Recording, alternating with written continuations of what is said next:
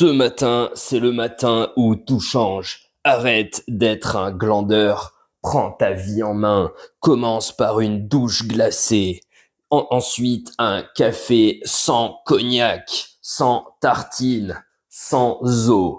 En fait, bouffe de la poudre de café instantanée directement ou sniffe là, ça va plus vite. Pars au boulot, défonce tes objectifs et deviens un king. J'ai été clochard, je suis milliardaire. Si je l'ai fait, tu peux le faire.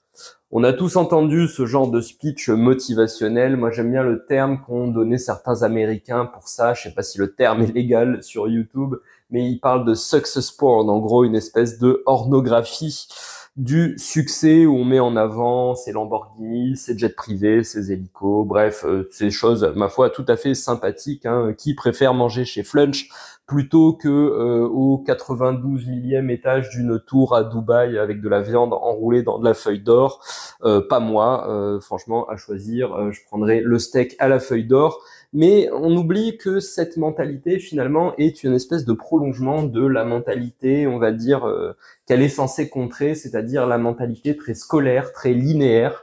Tu fais A, t'obtiens A', puis B, puis B', puis C. Voilà, tu suis un certain nombre d'étapes dans ta vie comme ça, et il y a une incidence assez directe entre effort fourni et résultat, même si après on va te mettre des clauses, tu sais, des petits astérisques en disant mais enfin il n'y a pas que travailler dur, il y a travailler smart, tout ça. Bon, c'est pas un podcast aujourd'hui pour aller contre les vertus du travail. La vertu du travail, j'en parlerai.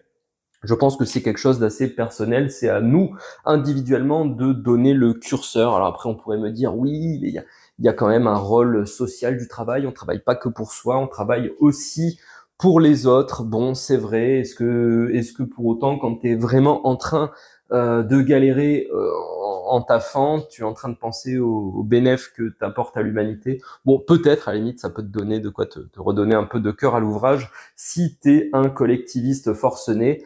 Mais c'était plutôt un podcast pour parler d'une évidence que cette mentalité scolaire, cette mentalité linéaire nous a fait oublier, et c'est que, eh bien, les choses ne sont pas du tout linéaires, elles sont beaucoup plus circulaires, cycliques qu'on le pense. Enfin, d'ailleurs, j'aurais pas de forme géométrique définitive à proposer pour dire comment sont les choses, mais il y a quand même cette idée, ce proverbe un peu populaire du deux pas en avant, un pas en arrière, qu'on constate dans à peu près tout. On fait pas tout le temps des progrès.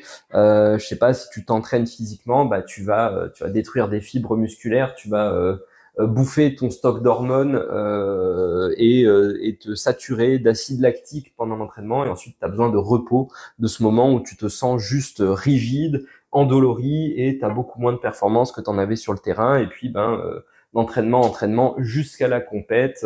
Et puis d'ailleurs, je veux dire, moi je regarde par exemple des sports comme le MMA, les combattants de MMA arrivent au fight à un état comme ça optimisé de performance dans lequel ils combattent. Généralement, ils passent pas beaucoup de temps dans l'année à ce niveau-là, juste parce qu'il est pas tenable en fait. Ils sortent d'un cutting de poids. Derrière, ils doivent récupérer des traumas reçus pendant le fight.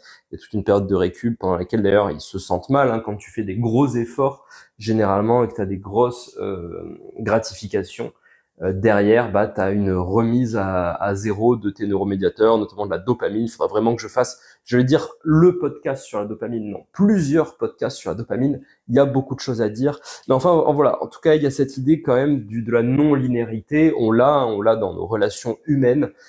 C'est rarement une espèce de courbe perpétuellement montante vers le nirvana mutuel. Généralement, il y a des hauts, des bas, et c'est tant bien que mal qu'on transforme ces bas en hauts et qu'on arrive comme ça à monter ensemble, main dans la main, ou autre organe dans l'autre organe. Je laisse chacun décider. Moi, pour l'écriture, clairement, je vais des fois avoir des périodes où quand je bosse sur un projet, je vais enchaîner 2-3 jours de grâce, et derrière 5-6 jours de douleur. En plus, c'est ça, le ratio est pas toujours 1 pour 1. Des fois, c'est un pas en avant, 2 pas en arrière. Non, ça me ferait reculer. Mais enfin, en tout cas, voilà, c'est jamais, quand je finis un projet, généralement, j'en suis pas du tout satisfait, et il me faut un certain temps pour me remettre à considérer que non, en fait, ça va, c'était à minima correct, sinon pas mal, sinon bien.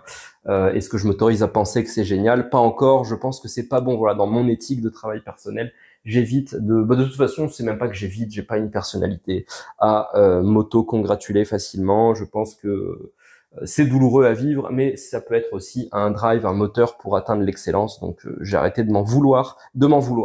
Voilà, podcast sur la non-linéarité des phénomènes. Forcément, on a été socialisé. Je pense que c'est important pour une société d'avoir des trajectoires prévisibles.